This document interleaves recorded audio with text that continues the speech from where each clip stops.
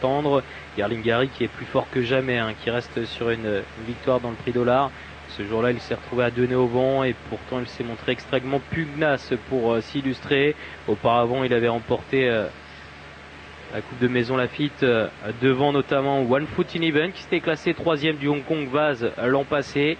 Garlingari d'ailleurs qui s'était classé 7e du Hong Kong Vase l'an passé. Il s'était très bien comporté ce jour-là.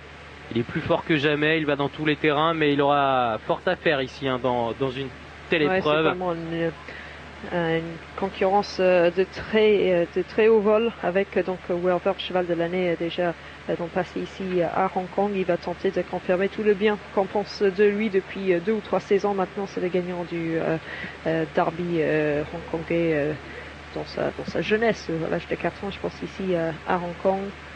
Puis déjà gagnant de plusieurs groupes 1 sur 2000 et 2400 mètres. Ce numéro 4, Werther, c'est l'entraînement incontournable de John Moore. Il y a quand même un lot très intéressant avec Time Warp, Werther ou encore Poets World. Vraiment de super chevaux. En tout cas, ce seront mes favoris dans cette course. Course qui va bientôt partir.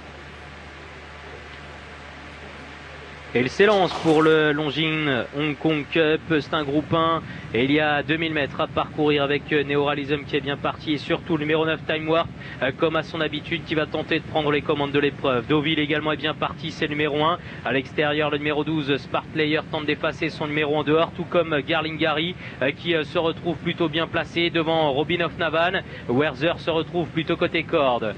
Ils sont dans le premier tournant avec Time Warp qui emmène cette course. En deuxième position, c'est Smart Player qui se rapproche progressivement la jument grise avec également Neoralism qui est tendu côté corde.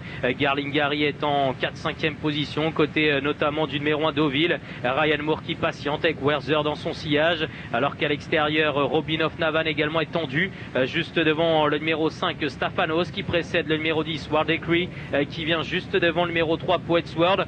Pas mal de chevaux allant à cet instant puisqu'on va doucement sous l'impulsion du numéro 9 Time Warp qui tente d'endormir tout le monde. Time Warp qui contrôle avec Zach Burton. En deuxième position, c'est Smart Player à l'extérieur juste du numéro 2 Neoralism qui vient côté corde. Garlingari a une excellente course et patiente en 5e position côté du numéro 1 Deauville. Werther se retrouve sur un 4e rideau côté corde, c'est la casaque jaune. À son extérieur, Robin of Navan tente de progresser avec War Decree qui vient à son extérieur devant le numéro 5 Staphanos. Le numéro 3 Poets World se retrouve à l'arrière-garde juste devant le numéro 11 Blonde Me ainsi que le numéro 6 Secret Weapon. Ils n'ont toujours pas accéléré maintenant pour bientôt sortir du tournant final. Time Warp qui va tenter de repartir avec Smart Player qui est lancé à son extérieur.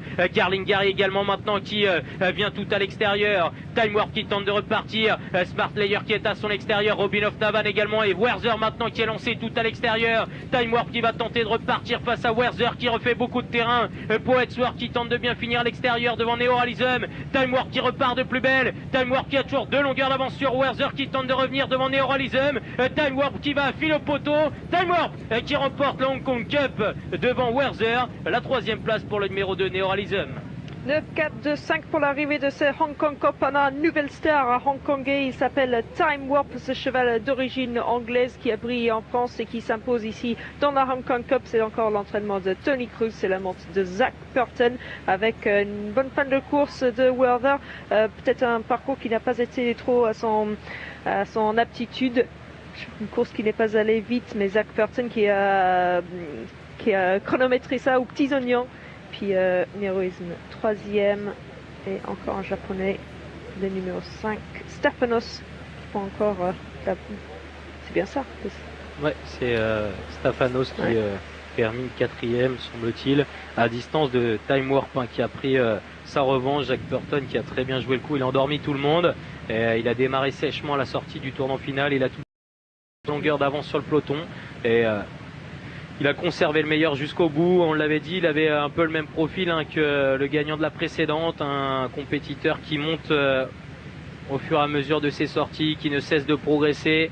Et bien, tout comme Beauty Generation tout à l'heure, il s'illustre Time Warp, donc qui remporte l'événement de cette journée, le Hong Kong Cup pour Time Warp, donc avec Zach Burton. Ouais, 3e victoire de groupe 1 aujourd'hui pour les locaux.